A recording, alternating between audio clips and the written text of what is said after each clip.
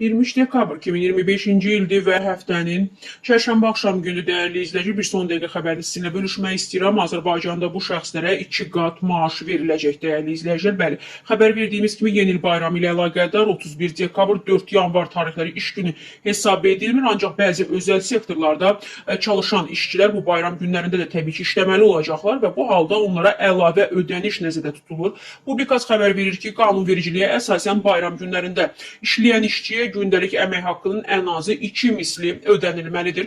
Belə ki, Əmək Məcəlləsinin 164-cü maddəsinə əsasən bayram günlərində vaxtamuz işləyənlərə gündəlik əmək haqqının ən azı 2 misli, işəmuz işləyənlərə görülən işə görə 2 qat ödəniş, aylıq maaş alanlara isə iş vaxtı norması daxilində işləyiblərsə maaşdan əlavə 1 günlük maaş, normadan artıq işləyiblərsə maaşdan əlavə 2 günlük maaş ödənilməlidir. Bundan başqa, işçinin razılığı ilə bayram günü görülən işin əvəzinə başqa istirahət günü də verilə bilər. Siz də lütfən şərhlərdə yazın. Sizin iş rejiminiz necə olacaq? Sizə də ötən dəfələrdə, bayramlarda hansı demək tətbiq etmə həyata keçirilib? Yəni necə veriliblər maaşınıza, əlavə ödəniş almısınızmı, almamısınızmı? Bu bayram günündə harada necə işləyəcəksiniz və nə qədər ödəniş alacaqsınız? Məlumatınız varsa lütfən bu barədə siz də yazın dəyərli izləyicilər.